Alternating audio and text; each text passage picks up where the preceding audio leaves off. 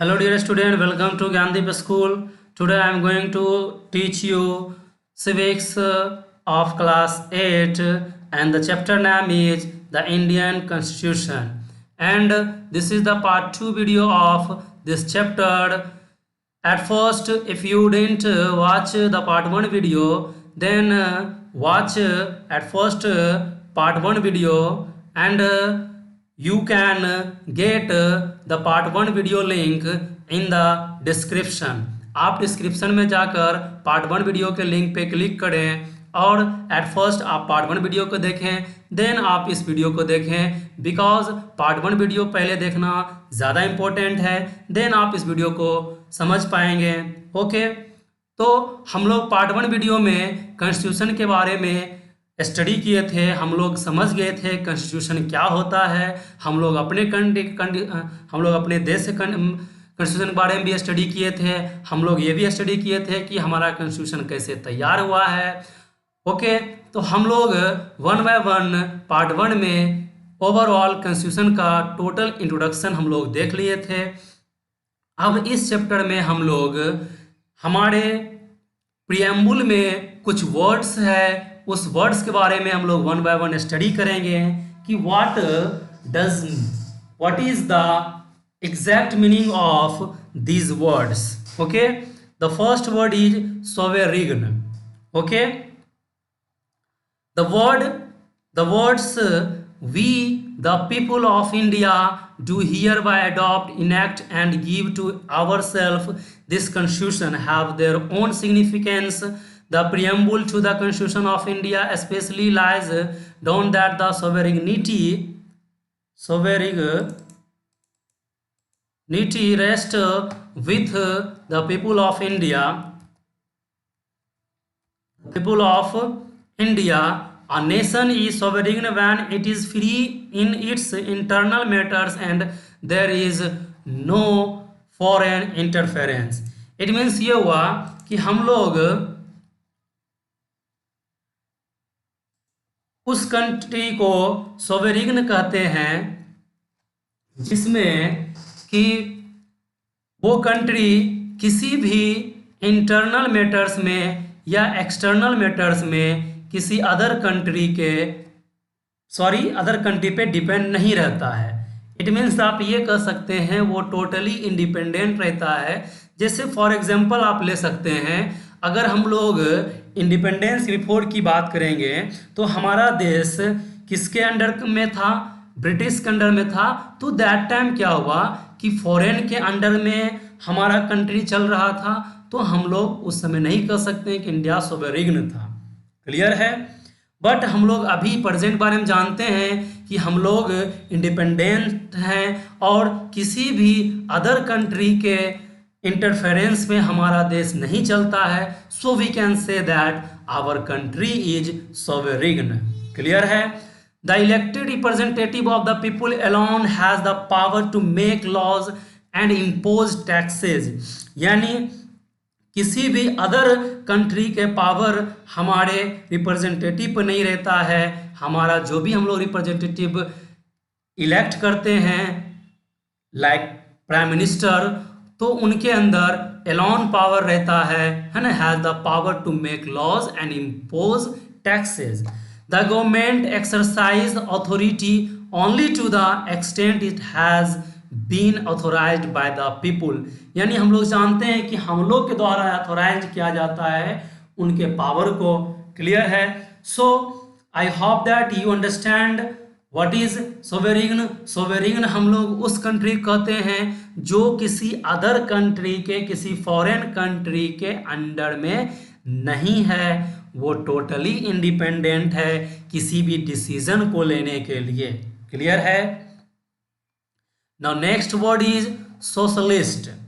The word socialist was added to the preamble later on the lay stress on the resolve of nation to strive for socialism and economic justice that is equitable distribution of national income to all sections of the people.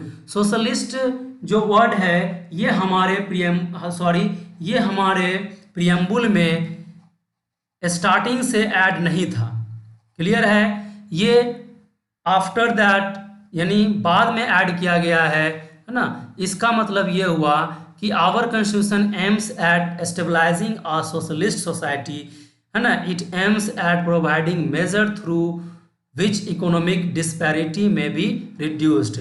It मतलब ये हुआ कि socialist मतलब ये हुआ कि हमारा समाज में जो है सभी को इक्वल राइट होगा, किसी भी जो पब्लिक रिसोर्सेज है, जो एसेंशियल रिसोर्सेज है, उसको एक्सेस करने के लिए सभी को राइट मिलेगा। क्लियर है? Now next is secular. ये वर्ड आप अभी प्रेजेंट में भी बहुत सुनते होंगे, सेकुलर सेकुलर, है ना। तो सेकुलर मीन्स होता है, जैसे हम लोग कहते हैं कि हमारा कंट्री क्या है, धर्मनिरपेक्ष है, यही हुआ सेकुलर। क्लियर है? The word secular was put in the preamble to the constitution through the 42nd amendment, simply to reaffirm the faith of the nation in making the Indian politics stay above petty religious under considerations while showing due respect to all religions। Means ये हुआ कि secular word हमारे प्रियम्बुल में add किया गया था 42nd amendment के द्वारा। तो ये दिखाता है कि हमारा देश क्या है, किसी भी रिलीजन को, किसी भी इंडिविजुअल रिलीजन को नहीं मानता है, यानी कोई भी नेशनल रिलीजन नहीं है, कोई भी एक कंट्री लेवल पर कोई रिलीजन नहीं है, यानी हमारा कंट्री क्या है, सेकुलर है, धर्मनिरपेक्ष है। In India no discrimination is over made against any individual because of his religion. यानी सेकुलर कंट्री मतलब ये हुआ कि हमारे देश में किसी भी पर्सन के साथ डिस्क्रिमिनेशन नहीं किया जाता है on the basis of their religion, because our country is secular country. All the people in India forming different groups, sects, communities etcetera are free to practise, preach and profess any religion. यानी हमारे country को, हम लोग अपने country को secular country इसलिए कहते हैं बिकॉज हमारा कंट्री में जो है सभी रिलीजन को ये अवसर मिलता है ना, कि वो अपने रिलीजन को, वो अपने प्रैक्टिस को, उसका जो भी उसके रिलीजन के अकॉर्डिंग जो भी धार्मिक चीज़ें हैं वो उसको फॉलो कर सकता है। Everybody is equal before law, है ना, and enjoys equal right no matter to which faith, caste, colour or creed he और सी बिलोंग्स। यानी सेकुलर कंट्री का मतलब ये हुआ कि सभी जो है कानून के नज़र में सभी लॉ के बिफोर इक्वल है, चाहे वो किसी भी कास्ट से बिलोंग करता हो, चाहे वो किसी भी रिलीजन से बिलोंग करता हो, चाहे वो किसी भी कलर से बिलोंग करता हो, ये इट डजेंट मैटर। क्लियर है? So we can say that our country is secular country, understand. और यू कैन से दैट धर्मनिरपेक्ष कंट्री मीन्स ये हुआ कि हमारे देश में सभी धर्म को बराबर हक दिया जाता है, सभी धर्म को बराबर अपॉर्चुनिटी दिया जाता है, इक्वल अपॉर्चुनिटी दिया जाता है to maintain their religions, understand. Now next word is democratic. This word democratic denotes that we have chosen democracy as our way of life and we will govern ourselves through democratic institution। यानी democratic word ये show करता है कि हम लोग जो है democratic forms of government को चूज किए हैं। क्लियर है?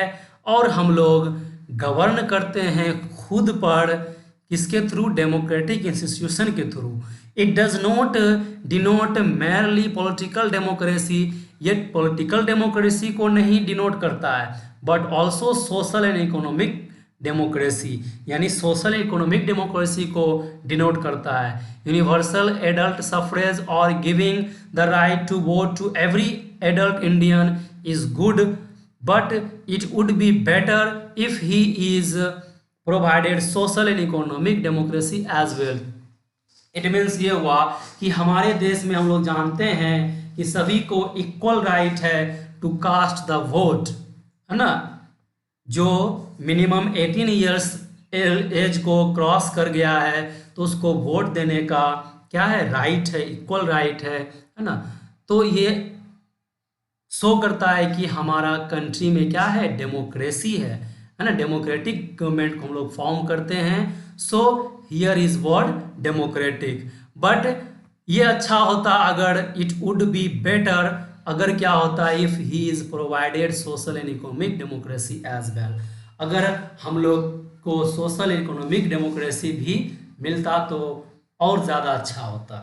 क्लियर है। Now next word is Republic. Republic means a republic is a nation which has an elected person as the head of the state with no hereditary rights। Means ये हुआ कि हम लोग जानते हैं कि हमारे कंट्री में कोई भी रिप्रेजेंटेटिव अगर हम लोग बनाते हैं, इट मीन्स कोई प्राइम मिनिस्टर बनता है तो वो हेरिटेरी नहीं होता है। हेरिटेरी मीन्स ये होता है, इट डजेंट मीन दैट कि अगर आज प्राइम मिनिस्टर हमारा नरेंद्र मोदी है, इसका मतलब ये नहीं हुआ कि इनका जब टाइम पीरियड पूर जाएगा तो इनका बेटा बनेगा या इनके कोई भी रिलेटिव बनेगा, इसका मतलब ये नहीं है। तो रिपब्लिक कंट्री में यही होता है कि कोई भी वहाँ का रिप्रेजेंटेटिव जो होता है वो हेरिटेरी नहीं होता है। क्लियर है। This is significant because we have all through been governed by the elected members indirectly. हम लोग इलेक्टेड मेंबर के द्वारा इनडायरेक्टली हम लोग पे शासन होता है। The Indian president is elected indirectly. हम लोग जानते हैं कि इंडियन प्रेसिडेंट यानी हमारा प्रेसिडेंट जो है इनडायरेक्टली उसको इलेक्ट किया जाता है। इट मीन्स ये हुआ कि हम लोग प्रेसिडेंट को वोट नहीं करते हैं, प्रेसिडेंट का वोट इनडायरेक्टली होता है।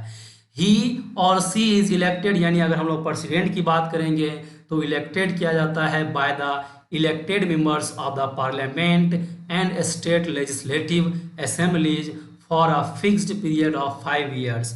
अगर हम लोग प्राइम मिनिस्टर की बात करेंगे तो प्राइम मिनिस्टर का इलेक्शन डायरेक्ट होता है, तो हम लोग प्राइम मिनिस्टर को इलेक्ट करते हैं, है ना। तो वो हम लोग इलेक्ट करते हैं मेंबर्स ऑफ पार्लियामेंट। जैसे फॉर एग्जांपल अगर हम लोग एग्जांपल लेते हैं, हम लोग जानते हैं गिरिराज सिंह अभी क्या है, बेगूसराय का एमपी है, तो वो क्या है, मेंबर्स ऑफ पार्लियामेंट है ना। और आपके एरिया का जो भी एमपी होगा वो क्या है, मेंबर्स ऑफ पार्लियामेंट है। क्लियर है। तो हम लोग इसको इलेक्ट करते हैं तो इसको हम लोग क्या कहेंगे, डायरेक्ट इलेक्शन कहेंगे। इट मीन्स ये हुआ प्राइम मिनिस्टर को हम लोग इलेक्ट करते हैं तो प्राइम मिनिस्टर को हम लोग कह सकते हैं कि डायरेक्ट इलेक्ट होता है। बट प्रेसिडेंट को हम लोग इलेक्ट नहीं करते हैं तो वो उसका क्या होता है, प्रेसिडेंट का इलेक्शन इनडायरेक्टली होता है। क्लियर है। ही और she is not a hereditary ruler, वो हेरिडिटरी रूलर नहीं होता है। लाइक द किंग और क्वीन ऑफ इंग्लैंड, हम लोग जानते हैं इंग्लैंड में भी आज भी किंग और क्वीन रहता है, एलिजाबेथ आप लोग जानते होंगे, है ना। तो वो क्या है, हेरिटेरी होता है, वो खानदानी होता है ना, हेरिटेरी खानदानी आप कह सकते हैं, है ना। उसी के रिलेटिव से उसी के मतलब ब्लड रिलेशन में ही कोई बनता है क्वीन। बट हमारे कंट्री में हम लोग जानते हैं कि बिफोर कौन थे, मनमोहन सिंह थे, और एट प्रेजेंट कौन है, नरेंद्र मोदी है। And you know that there is no relation between Narendra Modi and Manmohan Singh. Understand. Now next is justice. Justice word को आप अच्छी तरह समझते होंगे कि जस्टिस वर्ड क्या होता है ना। Justice is the equality of treating everybody at पर विदाउट एनी प्रिविलेज और प्रिजुडाइस। इट मीन्स ये हुआ कि जस्टिस मतलब ये हुआ कि चाहे कोई भी रिलीजन, कोई भी कास्ट से बिलोंग करता है, सभी के लिए जस्टिस क्या होगा, इक्वल होगा, सभी को इक्वल अपॉर्चुनिटी मिलेगा, है ना।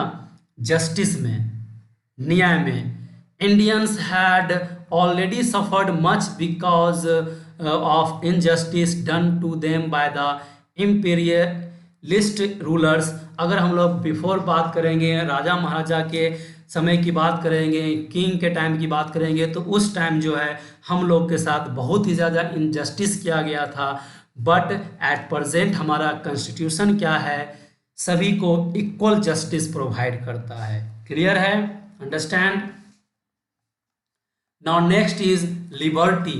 लिबर्टी मीन्स होता है you can say that free और छूट। The term liberty means freedom, freedom of thought, profession, expression, belief, faith, worship. हम लोग जानते हैं कि हम लोग किसी भी रिलीजन से बिलोंग करते हैं, हमारा जो फेथ रहता है, हमारा जो बिलीफ रहता है, हम लोग अपने रिलीजन में जो भी हम लोग का वर्शिप होता है हम लोग फ्रीली करते हैं। So we can say that our constitution और इंडिया और Indian democratic government provide liberty to the all citizens of India. Understand? Every citizen should be free to hold any belief and express his views freely.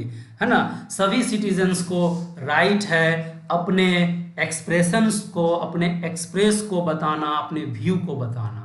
Clear है। Now next word is federation. Our constitution has provide for a federal form of government. Federal form of government means ये हुआ कि that the responsibility of governing our country has been divided into two parts. Two part में divide किया गया है, that is central government and state government. इसी को हम लोग कहेंगे फेडरल फॉर्म ऑफ गवर्नमेंट। हम लोग जानते हैं कि हमारे देश में फेडरल फॉर्म ऑफ गवर्नमेंट है। मीन्स ये हुआ कि हमारा कंट्री जो है टू पार्ट्स में डिवाइड किया गया है, central government and state government. Clear है। हम लोग जानते हैं कि हमारे कंट्री का हेड कौन होता है, प्रेसिडेंट होता है। प्राइम मिनिस्टर क्या करता है ना, prime minister heads the government at the centre level पर प्राइम मिनिस्टर हेड करता है गवर्नमेंट पे, while the parliament makes the law. और पार्लियामेंट हमें क्या करता है, हमारे लिए कानून बनाता है। द गवर्नर क्या होता है, नॉमिनल हेड होता है एट स्टेट लेवल। नॉमिनल मतलब ये होता है कि उसको नॉमिनेट किया जाता है by the president of India. Clear है। तो गवर्नर क्या होता है, नॉमिनल हेड होता है। नॉमिनल हेड मीन्स क्या होता है, इनको नॉमिनेट किया जाता है by the president of India. President और गवर्नर में क्या डिफरेंट है, प्रेसिडेंट का टाइम पीरियड फिक्स होता है 5 इयर्स के लिए, बट गवर्नर का नहीं फिक्स होता है। It depend on the president of India कि कोई भी गवर्नर जो है किसी स्टेट में कितने दिन तक उसका टाइम पीरियड रहेगा। It's totally depend on president, वो प्रेसिडेंट डिपेंड करता है। क्लियर है। So as you see that, आप ऐसा देखते होंगे कि गवर्नर डे टू डे क्या होता है, चेंज होता रहता है किसी भी स्टेट का। क्लियर है। तो ये नॉमिनल हेड होता है गवर्नर किसी भी स्टेट का। चीफ मिनिस्टर क्या करता है, हेड्स होता है स्टेट गवर्नमेंट का। एंड विधानसभा क्या होता है, स्टेट लेवल पे कानून बनाता है। क्लियर है। स्टेट लेवल पे विधानसभा कानून बनाता है एंड सेंट्रल लेवल पे पार्लियामेंट कानून बनाता है। क्लियर है। Now next word is fraternity. Fraternity means brotherhood. Fraternity means क्या होता है, ब्रदरहुड होता है। यानी हमारा कॉन्स्टिट्यूशन जो है, the makers of Indian constitution adopted it as ultimate goal of the Indian constitution. It means ये हुआ कि जो हमारे संविधान को बनाए थे उन्होंने इस चीज़ को जरूर ख्याल रखा कि हम लोग के बीच में पूरे कंट्री में क्या हो, ब्रदरहुड हो। बिकॉज हम लोग जानते हैं कि हमारे कंट्री में डाइवर्सिटी है ना। कोई पंजाबी बोलता है तो कोई बंगाली बोलता है तो कोई तमिल बोलता है तो कोई मलयालम बोलता है तो कोई तेलुगु बोलता है। बट क्या है कि जब कॉन्स्टिट्यूशन को लिखा गया था तो उस टाइम के जो कॉन्स्टिट्यूशन मेकर थे और मीन्स बी आर अम्बेडकर, चाहे डॉक्टर राजेंद्र प्रसाद, जो उस टाइम में जो कॉन्स्टिट्यूशन को लिखे थे वो इस बात का जरूर ख्याल रखे कि पूरे वर्ल्ड में क्या हो, पूरे कंट्री में क्या हो, ब्रदरहुड हो। क्लियर है। Liberty, equality and fraternity are interrelated. ये क्या होता है, लिबर्टी अगर दिया जाएगा, इक्वलिटी दिया जाता है, तभी क्या है कि हमारे कंट्री में इक्वलिटी है।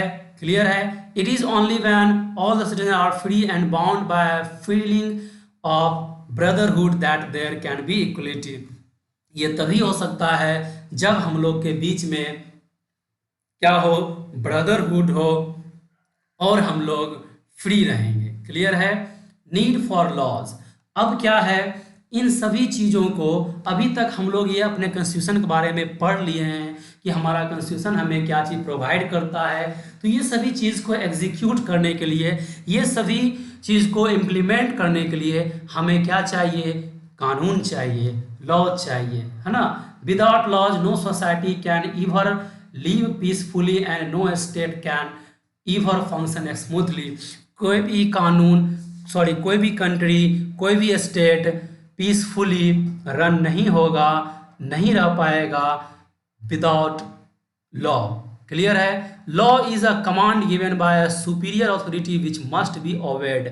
लॉ क्या होता है? एक सुपीरियर अथॉरिटी के द्वारा हम लोग को दिया जाता है, जो हमें जरूर मानना होता है। क्लियर है? और law is equal applicable to all citizen.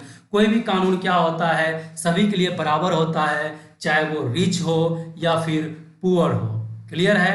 We needs law to carry on our work smoothly. हमें कानून जरूरत होती है हमारे काम को स्मूथली चलाने के लिए। क्लियर है? For the welfare of all, सभी के वेलफेयर के लिए। For the developing good habits and to get the maximum out of our resources.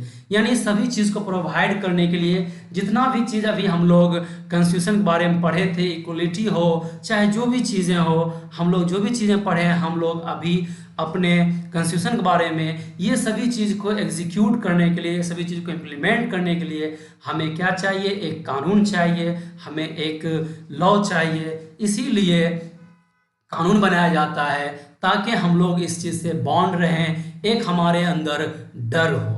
Clear है? Understand? I hope that you understand very well of this video. Clear है? Now today's work for you, here is only 5 questions for you, fill in the blanks। आप इस questions को carefully study करें और इसको fill करें। Clear है? And इसका आंसर आप कमेंट बॉक्स में ज़रूर दें, और you will also give answer in the WhatsApp group of your class, and don't forget to mention your name, either you will give answer in the comment box or in the WhatsApp groups. Okay, don't forget to give answer. Okay, thank you to all. That's all.